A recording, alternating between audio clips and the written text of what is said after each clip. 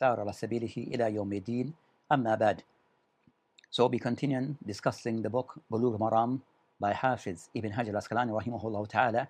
And as we have pointed out before, that this book, it covers a matter regarding ahadith al-ahkam, meaning that ahadith that relates to ahkam al-Islam of halal and haram, things of ibadat, things of mu'amalat, and the likes are covered within this particular book. And today, inshallah ta'ala, we'll be continuing those sessions or where we'll be discussing in this book the chapter that Author Rahimah mentioned, Kitabul Buyu. So matters relating to business, commercial business transaction, commercial transaction. What are the ahkam that have been put in place by Islam regarding these matters? And we're discussing in specific the bab, the area or the chapter relating to riba. So matter that relates to ahkam or riba, that will be concerning interest or usury. Then Islam have made this forbidden and have given us those cases where riba is forbidden, and we'll be continuing some of those hadith that covers this particular topic. So is the normal, so as we'll normally explain this book, and that will mention the hadith, then discuss things relating to takhrij of the hadith, pass the judgment or the judgment of the ulama on the hadith, and also discuss the masail, the wordings of the hadith, and also the masail, the matters that relates to the ahkam, that relates to this particular hadith, and also the benefit of the hadith. So inshallah ta'ala, we'll have the hadith read, and this hadith is the hadith of Ibn Umar radiyallahu anhuma.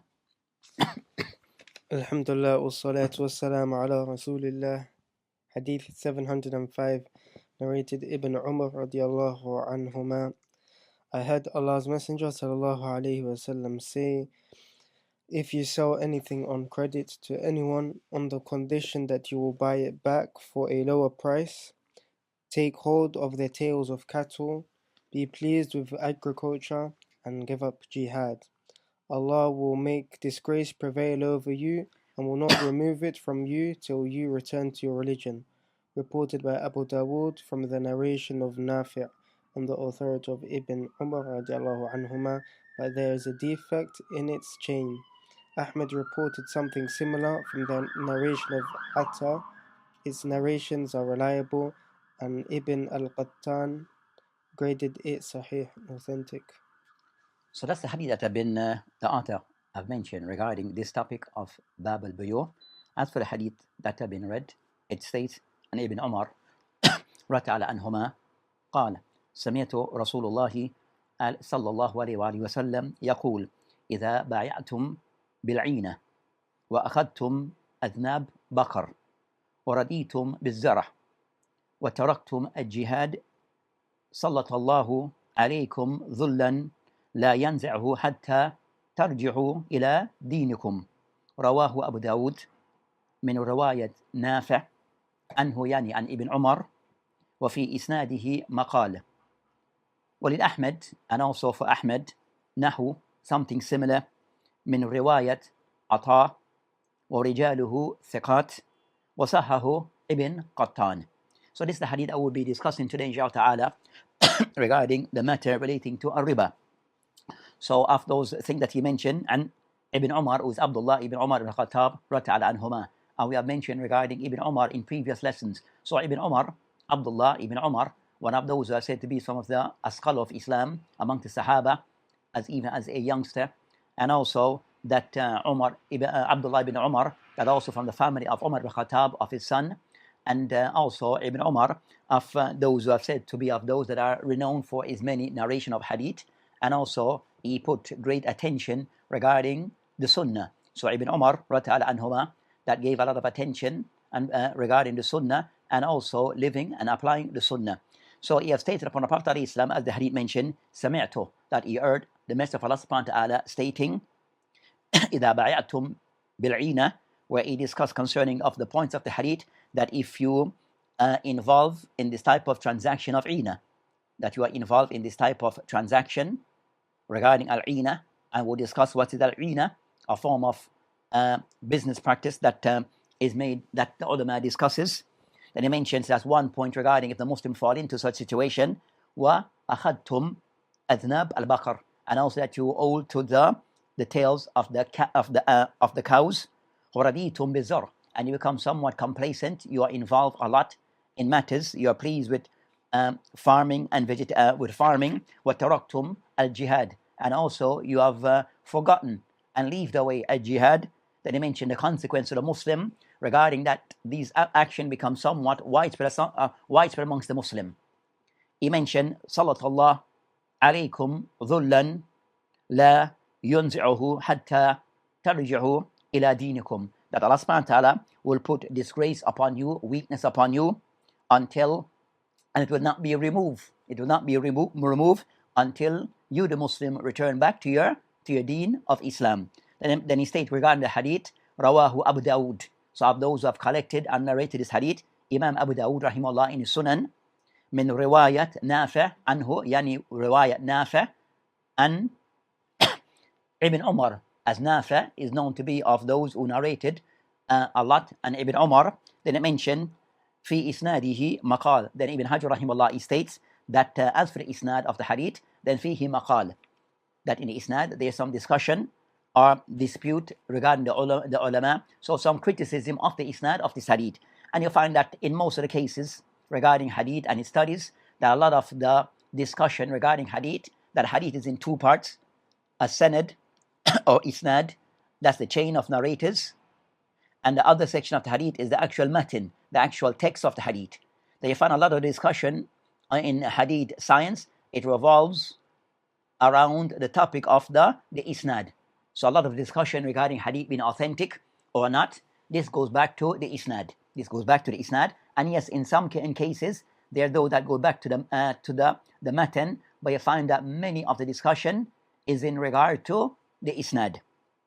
So I mentioned fi isnadihi maqal, that in the isnad, that there's some maqal, there's some discussion or some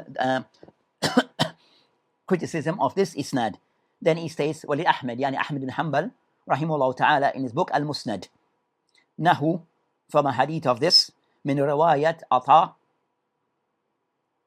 from a narration of Ata, wa rijaluhu thiqat, and that isnad, he mentioned that rijaluhu thiqat, that they are credible, trustworthy narrators, wasahahu Ibn Qattan, and Ibn Qattan graded the hadith as authentic. So that is what is mentioned regarding our hadith today to be discussed, and inshallah ta'ala we'll now go into what is said regarding this particular hadith. First, takhrij, what have been said by the ulama regarding this hadith, regarding its sources, and second, the ruling or the grading of the hadith from the discussion of the ulama. That in this print by Sheikh Dr. Samir, when he mentioned this particular hadith, he mentioned hadith as number 2. So he mentioned Sahih bituraki, Rawahu Abu Dawud, that he mentioned that the hadith, it is authentic, and he mentioned bituraki, based upon the various narrations of this hadith, Rawahu Abu Dawud, and the hadith is narrated, collected by Imam Abu Dawud as-Sijistani in his book As-Sunan. Then he mentioned some discussion regarding, he explained certain wordings. Einah, he discussed that matter to be discussed. Then, so he can somewhat more discuss concerning matters relating to the hadith regarding of the benefit or the meaning of the hadith. But that will include the next discussion regarding hadith. So first we're discussing the takhrij of the hadith. So he mentioned Sahih. So Sheikh Samir, Dr. Samir, wafaqahu Allah ta'ala, if he's still alive, wa hafid Allah ta'ala, if he has, or rahimahullah, if he's passed away. But as for, he mentioned here regarding concerning that the hadith, it is collected by Abu Dawud. Then he mentioned that as for the wording, the other wording of the hadith, it is in the Ahmed, in his Musnad, قلت له طريق ثالث, that also it have like an additional tariq, way, path, which is the third. Then he mentioned Rawahu Ahmed, and he mentioned the number bin hadith, and he mentioned from he mentioned an Shahr ibn Hawshab and Ibn Umar, that this is another path of the hadith. That he mentioned wal hadith sahihun bihadihi at-turuq, that hadith overall final judgment on the hadith, that it is authentic based upon all the various turuq, ways in which the hadith have been narrated. So some of these turuq, there's some criticism about them regarding their strength and weakness. but overall, when they're all added together, they give strength. But he mentioned Sahih bihadhihi at-turuq, indicating that these turuq, they have some weakness, but all combined together, they give strength. Then he mentioned that Ibn Qattan, rahimahullah ta'ala, Bayan al-Wahm wal-Iham, that he mentions that Ibn Qattan, that he mentioned regarding concerning that, إلى هذا أيضا ذهب غيره من أهل العلم كابن تيمية, that concern of the other of the ulama concern other than Ibn Qattan who have authenticated hadith. So others who have authenticated hadith with Ibn Qattan in his book Bayan al-Wahm wal-Iham, where he mentions, and that's a book also of somewhat Ibn Qattan in his book Bayan al-Wahm wal-Iham, which the book is in print, and an important book in hadith regarding takhrij of hadith. So he goes to one of the books of hadith by the Ishbili and goes through the hadith that are mentioned by Ishbili in his collections of Hadith al-Ahkam. Then he mentioned that of those of authenticated hadith, he mentioned Ibn Taymiyyah, Shawkani, and he mentioned وشيخنا حفظه الله تعالى, which is Sheikh Albani rahimahullah ta'ala. So that's concerning what is mentioned by Sheikh Samir on this matter. Others who have done some checking of the book of Bulugh Maram, when they mentioned the hadith of Ibn Umar, that Sheikh Mahir al-Fahl, when he mentioned this hadith, he mentions that hadith being he mentioned hadith number 2, he mentioned isnaduhu da'if. So the original hadith here of Ibn Umar that have been mentioned, that hadith as mentioned by Ibn Hajar rahimahullah, fi isnadihi maqal, meaning in isnaduhu da'if, in his isnad there's weakness, fi isnadihi da'if. So I mentioned that isnaduhu da'if. Fihi, that he mentioned the reason why they own this isnad to be da'if, the reason why the hadith is said to be da'if. Then he mentioned fihi Ishaq Abu Abdurrahman ibn Usayd al-Ansari. So because this narrator Ishaq Abu Abdurrahman, that the hadith has been somewhat, that they mentioned that is of the reason behind why the hadith is da'if. And I mentioned قال anhu Abu Hatim al-Razi, one of the ulama of Jarh wa Ta'dil, Abu Hatim al-Razi rahimahullah, قال Sheikh laysa bimashhur, that is a sheikh and is not known, la yashtaghil bihi, and is not someone you should busy yourself with, or not too busy with him. Fihi kadhalik, then also second of the criticism of the hadith of Ibn Umar, they mention وفيه كذلك عطاء خراساني. So عطاء خراساني that they mention هو وهو يهم كثير ويرسل ويدلس. So also this second narrator who's Ata al-Khurasani, that it is mentioned regarding that he makes Yahim Kathir, he makes a lot of errors. Second, Yursil, at times he mentioned hadith in a mursal way, directed to the Prophet ﷺ, and also Yudallis. So the third thing is that also he criticized of Tadlis. So with these criticism kind of somewhat, it showed that the hadith why Ibn Hajar rahimahullah mentioned that where he states وَفِي إِسْنَادِهِ مَقَالٍ, because of those reasons. Abu Abdurrahman, and also second, Ata Khurasani. Then I mentioned Akhraja, as for those who have narrated the hadith, Akhrajahu Abu Dawud, Dulabi fi Kuna wal Asma, Tabarani fi Musnad Shami'in, Ibn Adi fi Kamil, Ibn Na'im, Abu Na'im in his book Hilyah, and Bayhaqi. So most of the books that are mentioned, that Abu Dawud, a book of hadith, Bayhaqi, book of hadith, and others are a book of related to hadith. So Dulabi is book Al-Kunya wal-Asma, a book that relates to narrators regarding their names and their kuna. Tabarani, also a book in hadith, Musnad Shami'in. And Ibn Adi, a book also that relates to Rijal, where regarding that, but he will mention at times in this book, Kamil, narrators with mention some hadith with isnad. And Abu Na'im fi Hilyah, also that mention about narrators, but also he will mention asanid. So with that, you have that discussion regarding that hadith, and also that they mentioned the riwayat of Ahmad ibn Hanbal, that also they mention isnadu da'if. Also they mentioned that narration, the second narration in the Ahmad, or the second path, tariq of Ahmad, it mentioned that isnaduhu da'if. لانقطاع because of انقطاعه بين عطاء ibn Abi Rabah wa ibn Umar, that because there's a breakage between Ata ibn Abi Rabah and Ibn Umar. So they claim that the statement that both did not meet. So there's a breakage in that isnad, a disconnection in that isnad.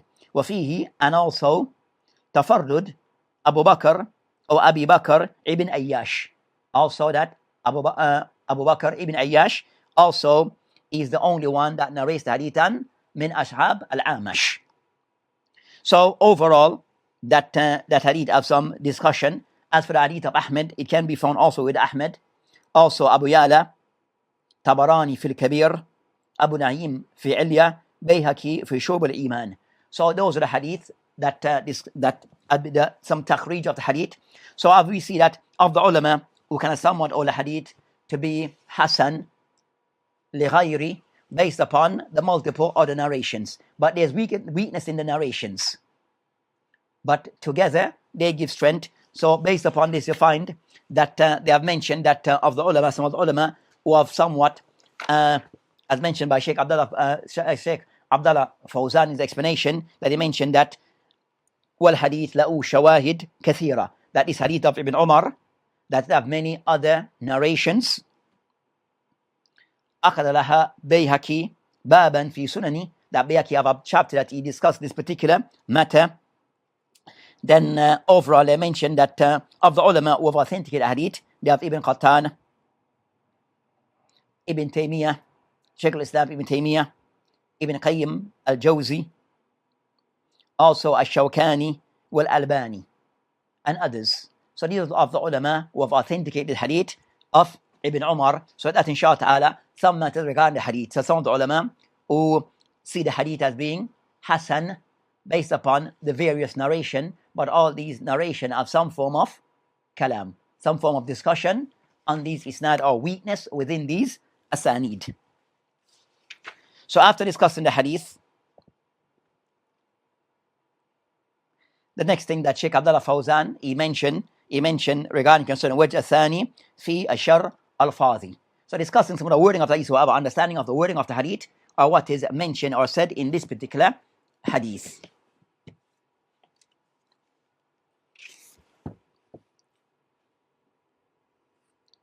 They said another narration, as I mentioned, another narration of the hadith in the Musnad of Ahmed rahimahullah, where they mention an Ata ibn Rabah and Ibn Umar radiallahu anhu قال سمعت رسول الله عليه السلام يقول, that he heard the Messenger of Allah subhanahu عليه السلام يقول إذا ظن الناس بالدنيا بالدينار والدرهم. إذا ظن الناس بالدينار والدرهم, if the people somewhat become miserly, mean regarding dinar wa dirham currency, wa tabaya'u bil Einah, and that you are involved in business transaction regarding Einah, wattabahu adhnab bakar, and you owe to the cow's tail, wataraku al jihad fi sabilillah, and you have left away jihad in the path of Allah subhanahu wa ta'ala, anzal Allah bihim bala, Allah subhanahu wa ta'ala will descend upon them bala, calamities, walam yarfa'hu, and it will not be raised, walam yarfa'hu, it will not be raised, anhum, upon them, hatta yuraji'u dinahum, until they return back to their religion, return back to their religion. So that's the hadith that so of the hadith of that meaning, what is mentioned by the previous hadith of that hadith, that another narration of the hadith of Ibn Umar with a different tariq. So overall, as we mentioned, the ulama were the hadith to be maqbul, hasan, by all those narration being combined together. Allahu a'lam. As for the meaning of the hadith, they mention, as the Prophet ﷺ, he mentioned hadith by stating, إِذَا تَبَايَعْتُمْ بِالْعِينَةِ, that if you are involved in the business transactions that involve Einah, and they are mentioned regarding concerning Einah, what is meant by Einah? As-salaf. Einah, bikasra, salaf. So that thing which have proceed. Linguistically, as mentioned by Jawhari. So the word Einah, meaning salaf, that which have proceed. As for Einah, istilahan, and the alis, the fuqaha, that they mention that al-Einah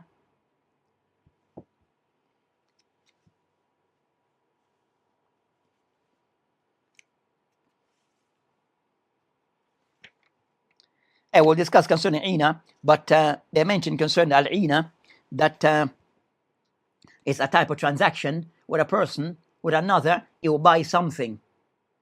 He'll buy something from that person, and they will decide, for example, I buy something from person A, that I will say to person A, the item that I'm buying, I'll receive it from you, but I will pay you in 6 months.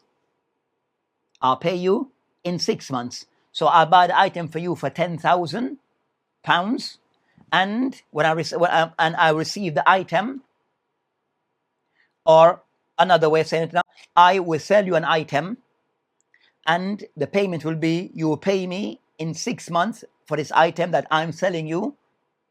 But what we'll do, I will buy it back from you immediately. You buy it back, so I'll buy it back from you for less, for 8,000. So I'm selling it to you for 10,000. So, but you will pay me back in 6 months. So what we'll do, so you're going to give me a delayed payment on credit later for 6 months. So what I'll do is, I'll buy it for you now, buy it back from you in cash for 8 grand. So that comes out, so the price has been reduced. The price have been reduced. So the person is selling something to someone, then buy it back from them, and the price then is reduced. So they mention that is Einah. That is a form of al-Einah. So you have a difference between the ulama as to how they explain al-Einah, but that's of the difference that is mentioned by the ulama regarding where they mention a person buys something on credit, and then they'll buy back the same item from the same person of a less value. So you credit the person the item of a certain value, and whatever price that you're gonna buy, then you will buy it back from them immediately now in cash, but you pay them less from what they supposed to pay you. So that is al-Einah. So there's with a riba that the price have gone down. So they mention regarding concern that is of the transaction which is al-Einah, and as we'll discuss that the Sharia, what the ulama have said regarding this type of transaction. Sheikh Abdullah Fawzani mentioned overall concern the Prophet mentioned إذا بايعتم بالعينة. So what is meant by this? اشتغلتم بالمعاملات الربوية. That the Muslim become involved and busy themselves with things of a riba transaction. So a lot of transaction start to involve a riba, and people are busy with these type of transaction, or are involved in multiple ways in transaction of a riba. So I mentioned that is what is meant. So become a widespread practice, where a person become very keen regarding wealth and and matter regarding consuming of wealth. Then I mention, and that become where a person doesn't even care too much, become somewhat relaxed regarding falling into transaction which is haram. The person become, because of this, the person become too much involved in these business transaction. They don't even care whether it is permissible or not. The thing is how to acquire this wealth. So they start to don't care whether it is forbidden or not. So they start to fall into a riba and forbidden transaction. And also it shows a sign regarding da'af al-iman, that it shows a sign of da'af al-iman from the Muslim.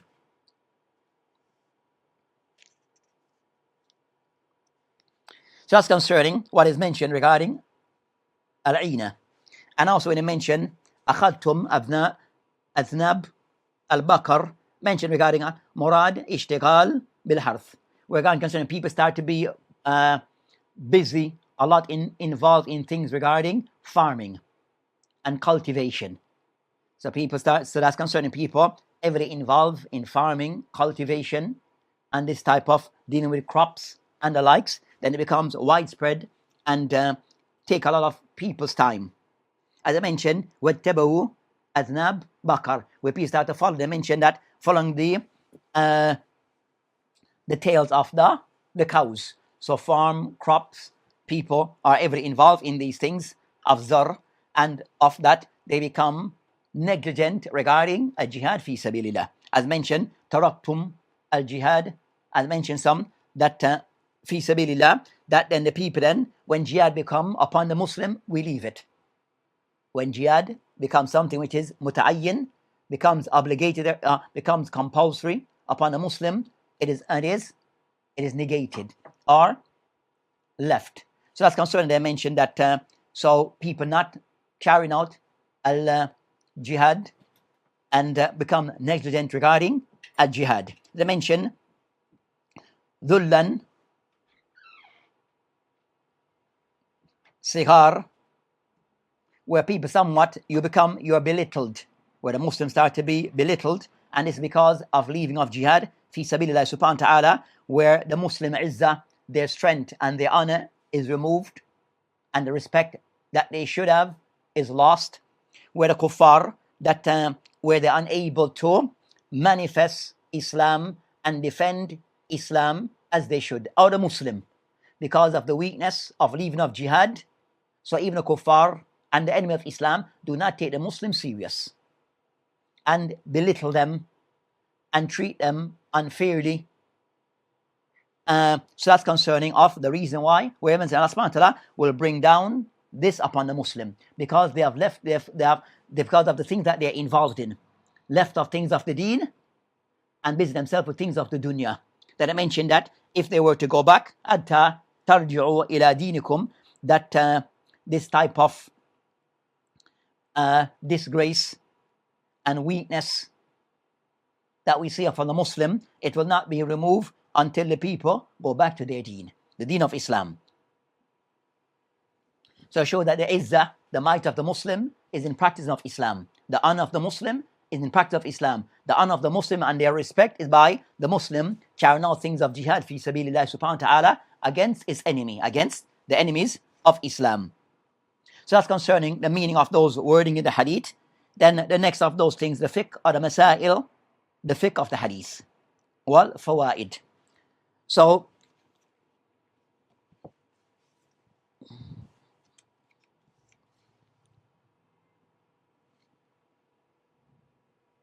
of this, as the fiqh of the hadith, he mentioned yastadil of the ulama or the fuqaha who use this hadith as an evidence regarding matters regarding hukum bay al-Einah.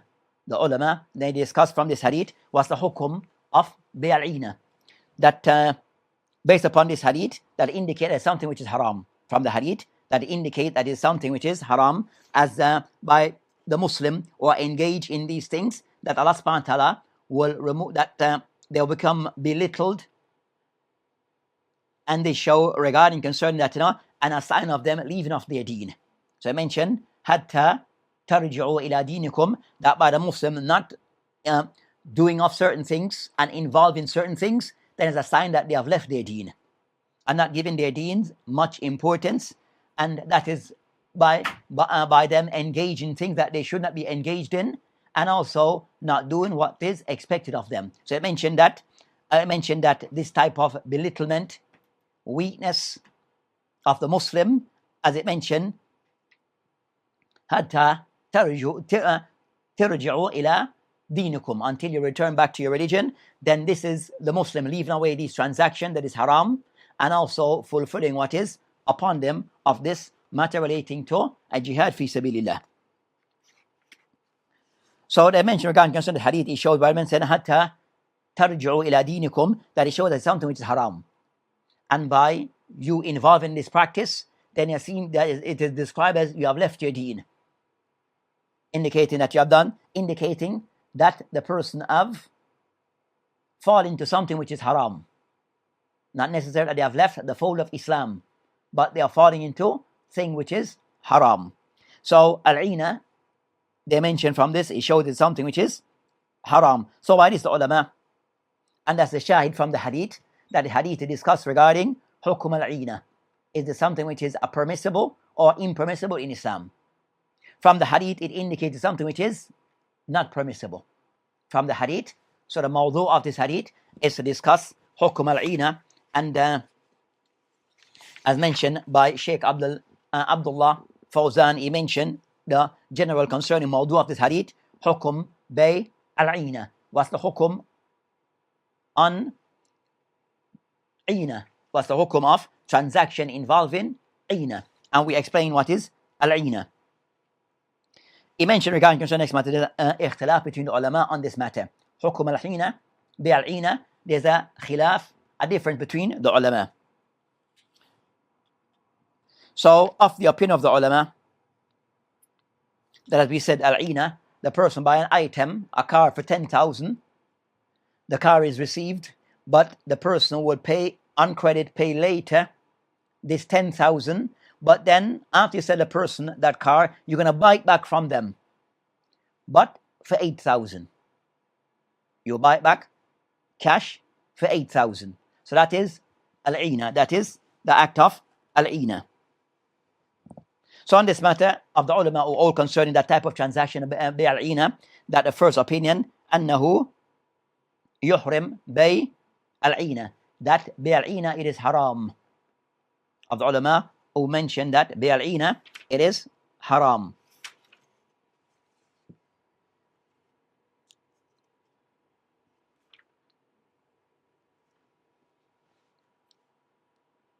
Then I mentioned, as for those who take the position that bi al-Einah is haram, that's أنه يحرم bi al-Einah, هذا مذهب جمهور من الحنفية. That's the position taken by majority of the Hanafiya, Malikiya, and the Hanabila. So of those three madhahib, that al-Jumhur, that is the madhab of the Jumhur, amongst them from them the Hanafiya, the Malikiya, and the Hanabila. So of the madhahib al-Arba, three that are more inclined towards bi al-Einah is haram, the Hanafiya, Malikiya, and the Hanabila. Also, you find the likes of Ibn Taymiyyah, Shaykh al-Islam Ibn Taymiyyah rahimahullah, take the position it is haram, also Ibn Qayyim, and others. And the evidence that regarding this matter that I mentioned, that this hadith, they mention this hadith is of the evidence that they use regarding that is something which is haram. They use this hadith as their evidence.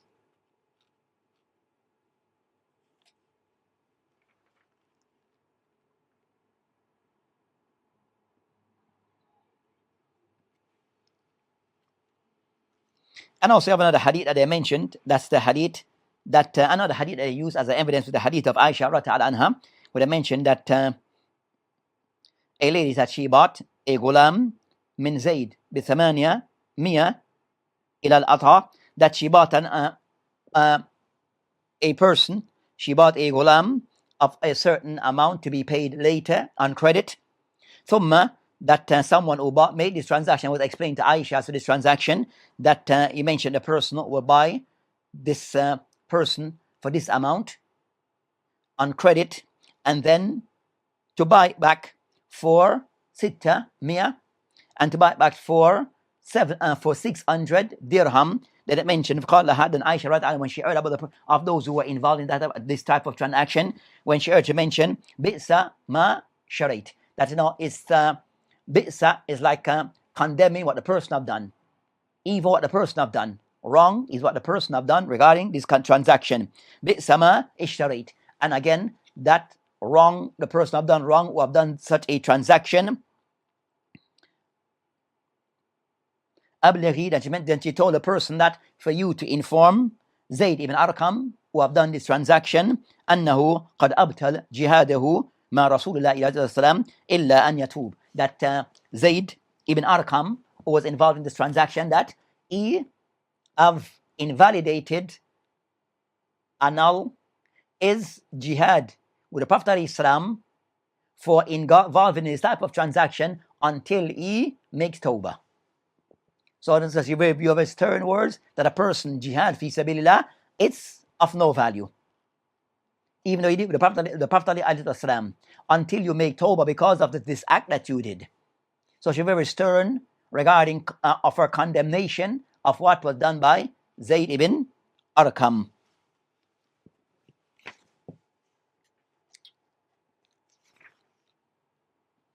And that narration of Aisha, they mentioned in the Abdul Razak, Darakutni, Bayhaqi. Some of the ulama have discussed the hadith, but there's some discussion regarding the hadith, but also use that as their evidence. The second opinion regarding Bay' al-Einah, Jawaz Bay' al-Einah. That's the second opinion, is that it is permissible Bay' al-Einah. And those who take this position, هذا مذهب الشافعية, that's a position taken by the ulama of the Shafi'iyah, and also Abu Yusuf min al-Hanafiyah. So the student of Abu Hanifa, the companion of Abu Hanifa, who's Abu Yusuf, that also he took this position, and also Ibn Hazm al-Zahiri, and so that's the second opinion, that they hold it is permissible. This type of transaction of Bay' al-Einah is allowed. That's a view taken by the Shafi'iyah, and also Abu Yusuf and Ibn Hazm. And also they mentioned is a third opinion, you could say a third opinion, that some of the Shafi'iyah, some of the ulama of the Shafi'iyah, they say it is something which is disliked, karahiyah. It is disliked. So first opinion, Jumhur, haram. Second opinion, permissible. And third opinion, it is disliked. And those who say it is allowed, that you concern general hadith. وَحَلَّ اللَّهُ al-bay. So Allah subhanahu mentioned, Allah subhanahu have made permissible al-bay. So see it as general. And it's a form of, and so all of the, so they said that, so they said no, that Bay' al-Einah is a transaction, and Allah subhanahu have allowed a business transaction, so it is allowed. But those who say that's not the case, as this matter, it is exempt from what is allowed, based upon your specific hadith, clarifying that it is not allowed. So we have specific hadiths or texts clarifying that this is not allowed. So not everything that is said to be a business transaction, a commercial transaction, that it is halal. So you might have some cases where it is haram based upon specific texts clarifying that hukum, that ruling. Then I mentioned that overall the qawl raja, the final opinion, or what is the more correct view, is min haytu dalil, based upon the evidence, is the case, is the view taken, the opinion taken by Jumhur, which is tahrim. It is not allowed. Bay' al-Einah. Bay' al-Einah is not allowed.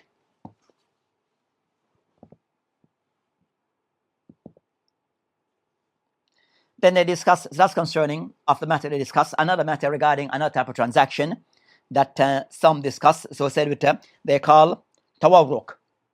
Bay' tawarruk.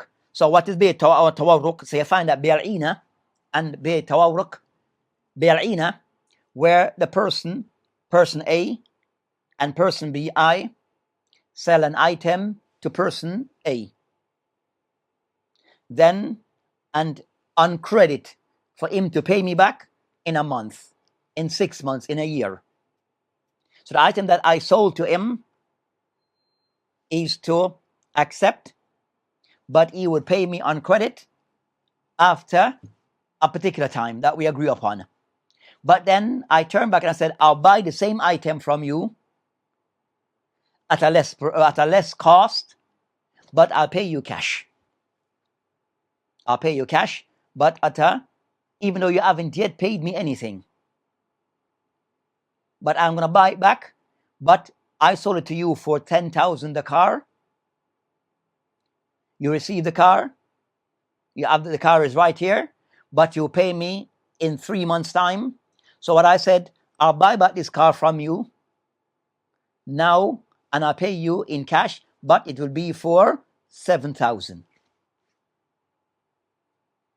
So that they mention is, so the person doing the same person that you, the same person that you sold the item to, you're buying it back from them. That is Bay' al-Einah. Then I mentioned that tawarruk is the transaction where the person that may need cash, but doesn't have it, and he's not finding anyone to lend him this cash. So what he does, he goes into a bil tawarruq with a person that he may sell something on credit to someone. I sell this car on credit to brother A, brother Abdullah, for £10,000, and you pay me in 6 months. Then Abdullah sell that car to someone else for less.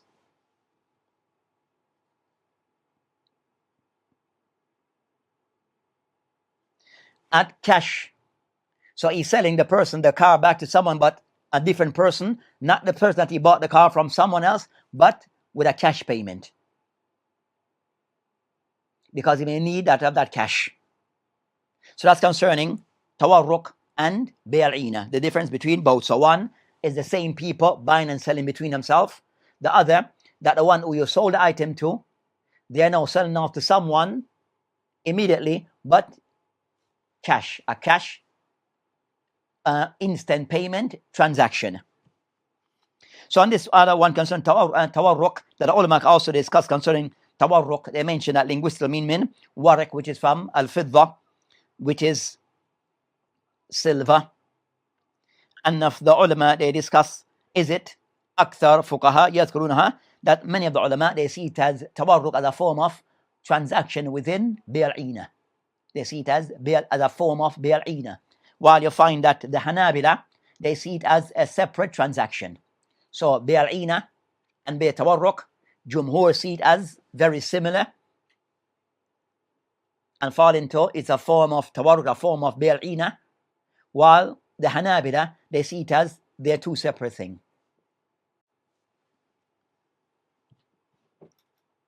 So they don't see it as a case of Einah according to the Hanabila, contrary to the view taken by Jumhur. So based upon this, find the ulama, they fall into different opinions on this type of transaction. We find that one of the opinions is that this type of transaction is makruh, and as it is disliked. That's the view taken by the Hanafiya, the Malikiya, and a Riwaya and Ahmed. So those say it is disliked, tawarruq, transaction, Hanafiya, Malikiya, and a Riwaya on Ibn Taymiyyah and on Ahmed ibn Hanbal rahimahullah ta'ala.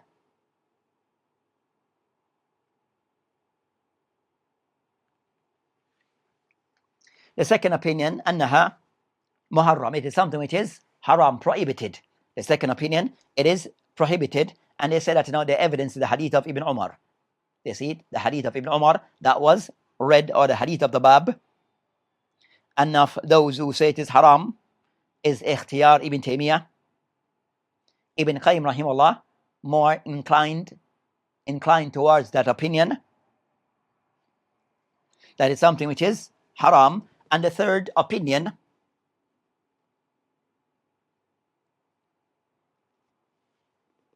it is jaiz, it is allowed, it is permissible.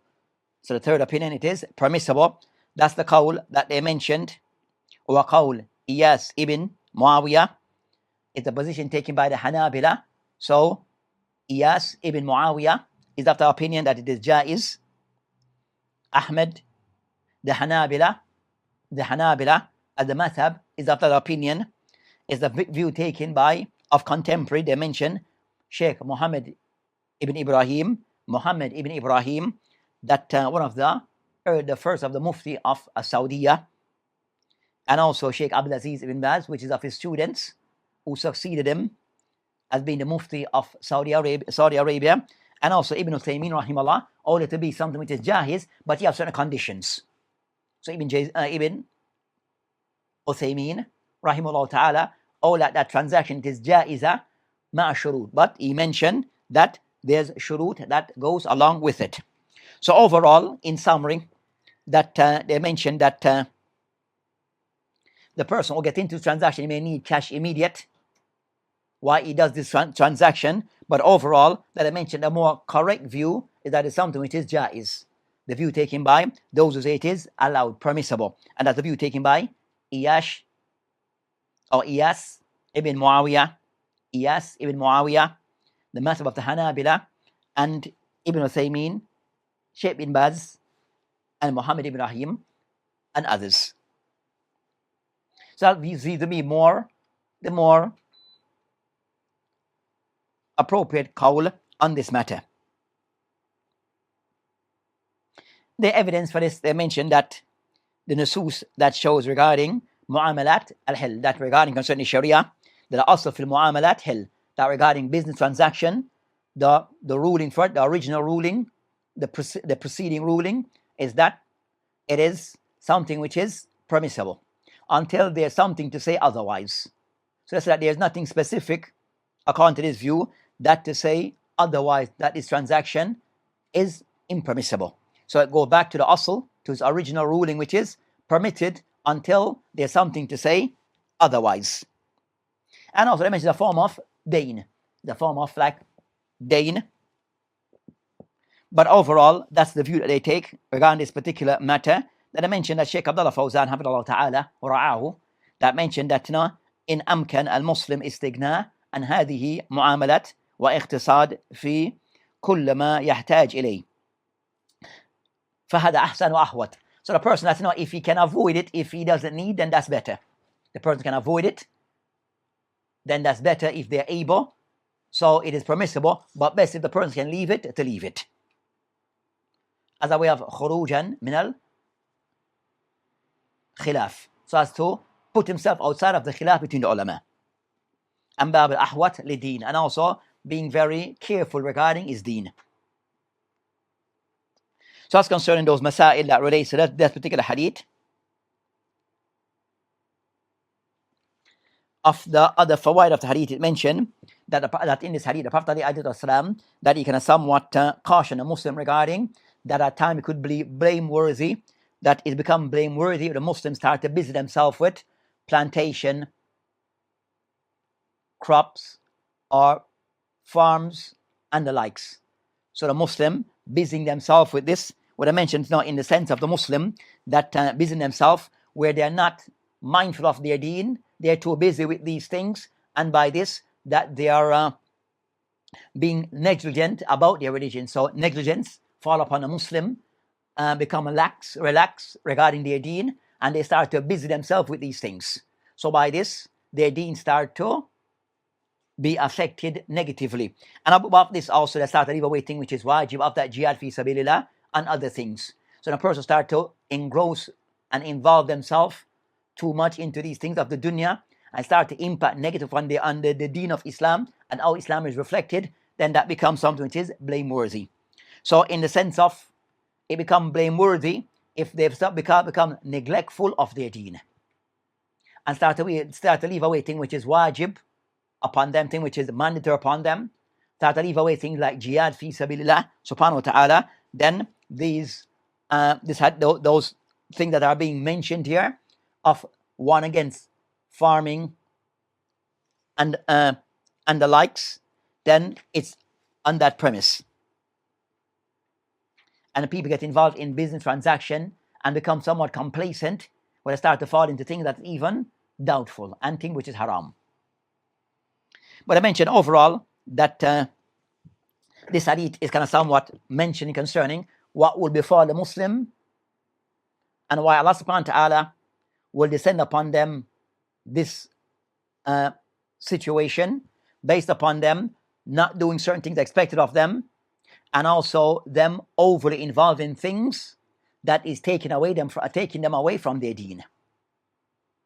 Az-zar wal-harth wal-bay wal-shara. Also, they start to leave away jihad fi sabilillah. What become the consequence? Allah subhanahu wa ta'ala sallat alayhim. Allah subhanahu wa ta'ala sallat alayhim. Allah subhanahu wa ta'ala placed upon them dhul. Placed upon them to be weak, be belittled, trampled over, walked over by the kuffar.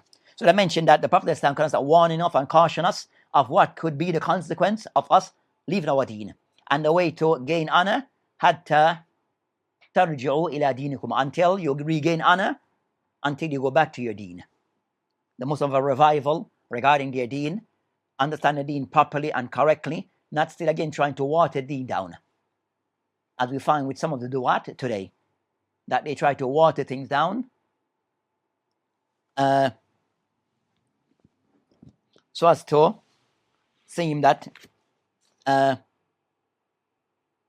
they are moderate in their approach to Islam, and that they are conservative regarding their so-called approach regarding Islam, that they are open-minded regarding how they look at things and who they accept and what they accept. So they start to pass these watered-down opinions and dilute the deen, or try to dilute the deen of Islam in the things that they say and attribute to Islam. So they mentioned that's a warning to us, and it mentioned that the consequence that will gain our dishonor and be run over by the kuffar. So they mentioned that the Prophet Islam foretelling and warning of certain things that will occur if we were to do certain things. And I mentioned that as for these things, that the hal of the Muslim today is what we see is where the Muslim, even though we may be close to maybe a quarter of the world population, or close to over a fifth of the world population, with all the lands we have, all the states that we claim to be Islam, Muslim countries, and all the armies of the Muslim, still the Muslims, we see what happens. In the various places where non-Muslim have somewhat gone into the Muslim land and have created unjust wars within the Muslim land, and no accountability to them, to the kuffar. And the Muslims showing weakness in even defending their brothers and sisters at times because of dhulm. That Allah subhanahu wa ta'ala put upon us this shame, this weakness. So that's to show that the Muslim, that izzah, it comes back with the deen and upholding the principle of Islam and standing by them. And after that, jihad fi sabilillah, which is ahkam, shar'an. So the Muslim going back to jihad fi sabilillah subhanahu wa ta'ala with ashar, then this will bring about the Muslim izzah, and the Muslim also going back to their deen and leave away things of the dunya, overly engrossed in the dunya, and leaving away matter of Islam. Then this will bring about problems. So I mentioned regarding that, also to bear in mind that Islam also at times regarding these acts of farming, that Islam have give allowance and at times encourage these. So at times encourage where the Muslims are doing it correctly but still upholding their deen, and when the Muslim stop upholding their deen and live by their deen but busy themselves with the dunya, they become something which is blameworthy. Becomes blameworthy. So the Prophet ﷺ mentioned the hadith of Anas bin Malik, where he said regarding that, ma min Muslim yagris ghirsan, that there is no Muslim who plants a plant, or yarza zar'an, or they plant of crops, fayakul minhu tayran or insanan, that there is no bird or person, human being, or bahima or animal, illa kan lahu bihi sadaqah, that ate from it, except for that person is a sadaqah. So planting, growing of things is something that Islam encourage to benefit others and to feed the people and to nourish the people. But also, so that's something which is praiseworthy for that intent and that purpose. But if it is person doing so just for dunya means and negating their deen, that becomes blameworthy. It becomes blameworthy. So that inshallah ta'ala will end the hadith, and we'll continue the hadith that follows in the next coming session. وبالله تعالى توفيق وهادي إلى السبيل والآخر دعوانا الحمد لله. السلام عليكم ورحمة الله وبركاته وبالله تعالى توفيق.